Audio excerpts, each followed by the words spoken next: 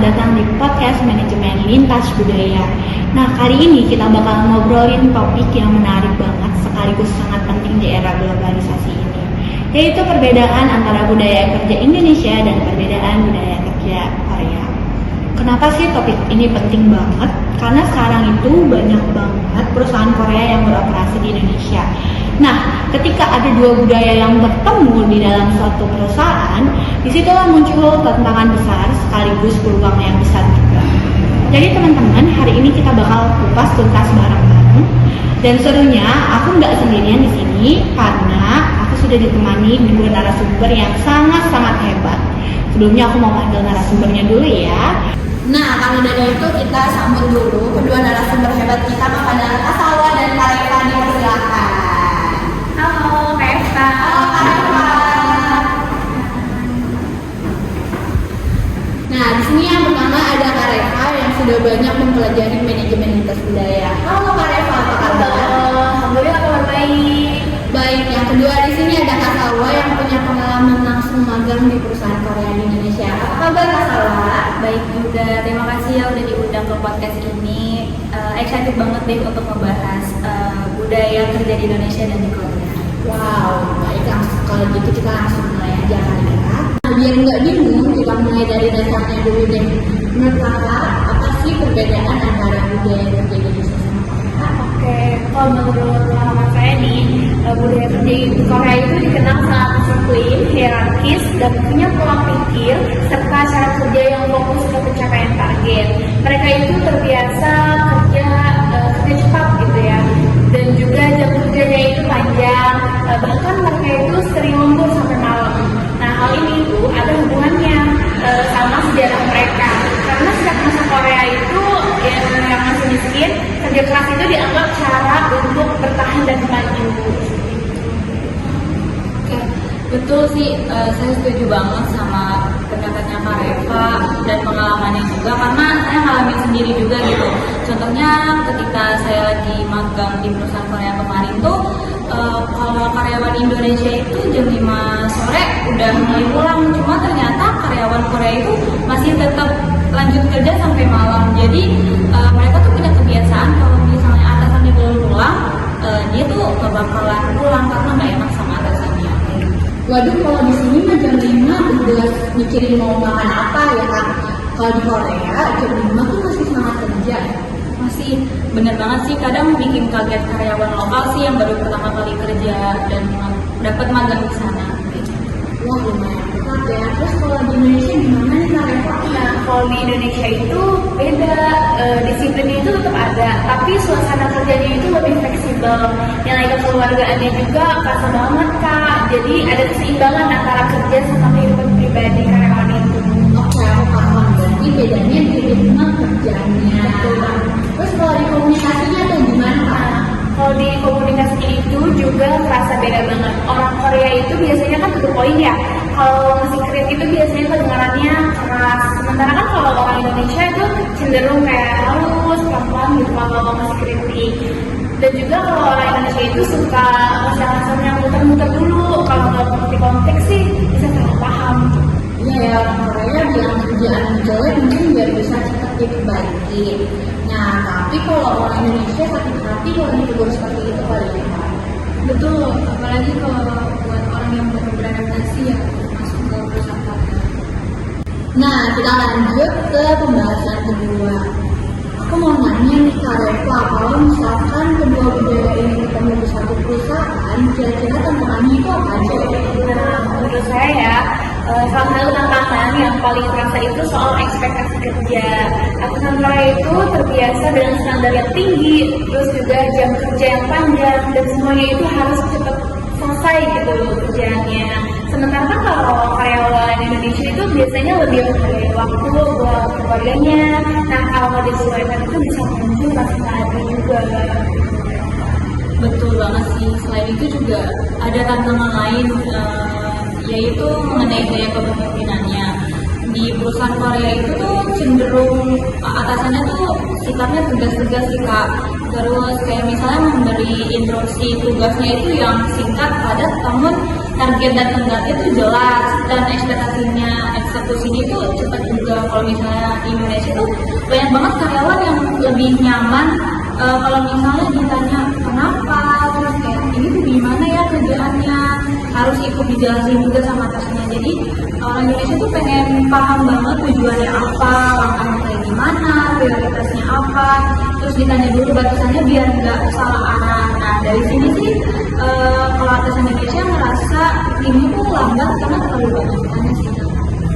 Oke, aku bisa nangkep. Jadi masalahnya bukan cuma jam kerja, tapi juga cara komunikasi sama kepemimpinannya. Betul banget Kak.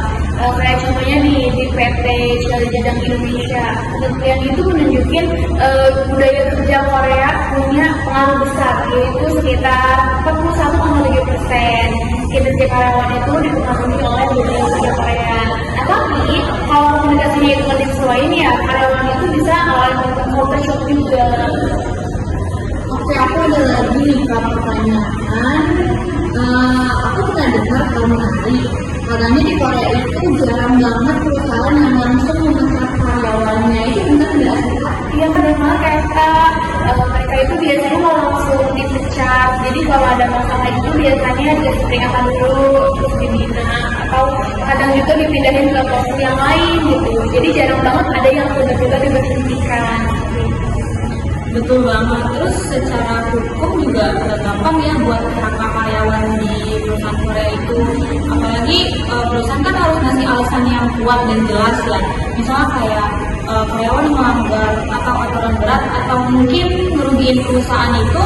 Kalau misalnya enggak ya itu bisa dianggap melanggar hukum ketenaga kerjaan di sana sih Kak. Oh, gitu ya. Jadi meskipun mereka jarang dipecat, tapi tekanan kerja di sana itu tinggi ya. Iya, betul banget Kak. Jadi banyak karyawan yang akhirnya milih resign sendiri karena ya mereka nggak kuat sama ritme kerja yang akan itu. Wah, lumayan berat juga ya, berarti kalau kita lihat dari sisi karyawan Korea. Nah, kalau buat karyawan Indonesia sendiri nih, itu gimana ya Kak? Ada sisi positifnya nggak sih ketika mereka itu bekerja di sana?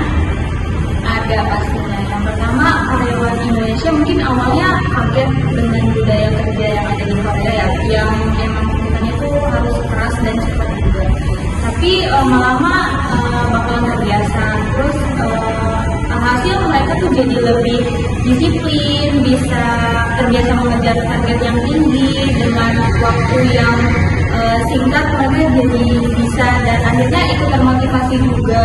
Jadi menurut saya itu ada sisi positifnya juga sih yang bisa diambil dari perbedaan budaya antara Indonesia dan Korea. Oke, berarti jelas ya teman-teman, walaupun ada tantangannya, tapi ada yang positif. Nah, kita lanjut ke pembahasan selanjutnya. Tadi kan kita udah membahas nih Kak, tantangan apa aja yang dihadapi mereka.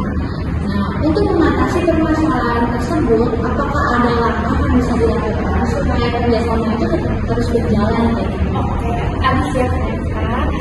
Untuk langkah pertama itu kita bisa melakukan pelatihan lintas budaya.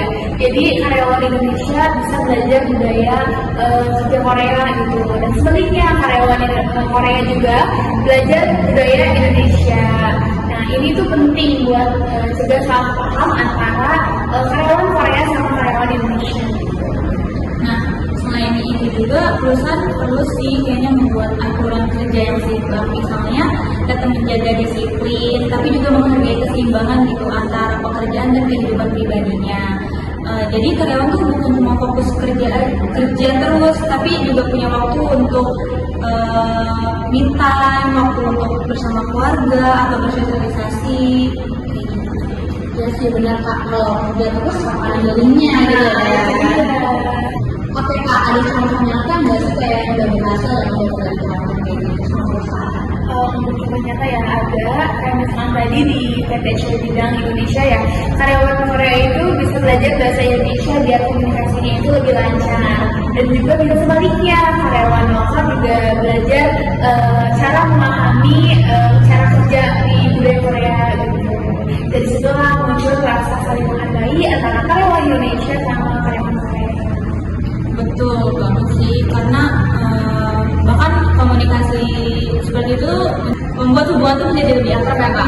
Terus orang Korea tuh awalnya kaget ya, kayak kenapa ya orang Indonesia tuh masih bisa senyum gitu meskipun lagi ada masalah gitu kan ya. Tapi lama-lama mereka ngeliat itu tuh sebagai hal yang positif, bahwa menghadapi masalah itu tuh dengan tenang gitu. Jadi ada adaptasi dua arah antara budaya nasional. Nah, sebelum kita tutup, mungkin banyak teman-teman yang masih penasaran ya Kak. Nantinya kalau ada teman-teman kita yang bakal terjadi bosan ya atau mereka dapat kesempatan apa, boleh dong Kak kasih tips and trik gitu biar mereka tuh nanti nggak kaget sama perbedaan mereka. Oke, jadi tips ya untuk biar gak kaget gitu sama perbedaan budayanya. Kalau dari aku sih jangan takut buat komunikasi terbuka ya. Misalkan kayak kalau ada instruksi yang kurang jelas nih dari atasan, itu lebih baik nanya bertanya kembali gitu ke atasannya biar kita paham juga. Orang Korea itu biasanya lebih respect kalau kita langsung dan jelas ke mereka gitu. Oke, itu tadi bagus banget ya teman-teman, boleh di-notes dulu. Jadi tuh komunikasinya harus jelas dan nggak ragu buat nanya. Ada tips lain nggak nih Kak biar lebih nyambung sama rekan kerja Korea? Ada sih, yang pertama tuh kita bisa coba kenalan gitu sama kebiasaan mereka sehari-hari. Misalnya dari cara salam, etika rapat, atau mungkin beberapa kosakata sederhana. Sebenarnya nggak harus lancar bahasa Korea sih, tapi kalau bisa kita ngerti sedikit aja, itu biasanya mereka lebih bisa mengerti. Satu lagi nih Kak, jadi biasakan atur waktu dengan disiplin gitu. Misalnya seperti datang ke waktu, juga siap dengan deadline yang udah dibuat gitu. Misalnya kalau ada tugas yang deadline hari ini harus tepat waktu mulainya kayak gitu. Itu merupakan hal kecil ya Kak bagi kita, tapi buat orang Korea itu sangat penting bagi mereka gitu. Mungkin yang terakhir kalau dari aku sih tetap jaga ya identitas kita sebagai orang Indonesia juga. Jangan sampai kehilangan budaya kekeluargaan kita, karena itu justru yang bikin suasana kerja itu jadi lebih hangat. Oke, mantap banget Kak. Jadi tadi aku itu ada 4 tips ya. Yang pertama teman-teman komunikasinya terbuka. Terus kedua kita harus kenalan sama kebiasaan mereka. Ketiga disiplin waktu, dan yang terakhir itu tadi bawa nilai kekeluargaan Indonesia. Dengan begitu nanti teman-teman kerjasamanya itu bisa lebih lancar dan gak bikin stres. Iya betul banget kayak Pak. Oh, obrolan kita hari ini panjang tapi benar-benar seru ya Kak. Kita jadi tahu kalau meskipun budaya kerja Indonesia dan Korea beda banget, tapi kita tuh bisa berbaur gitu. Terima kasih banyak buat Kak Reva dan Kak Salwa untuk ilmunya. Semoga bermanfaat bagi teman-teman semua. Dan buat teman-teman pendengar, semoga episode kali ini bermanfaat ya. Sampai ketemu di episode berikutnya. Ingat, kerja boleh serius, tapi hidup juga harus dinikmati. Annyeonghaseyo.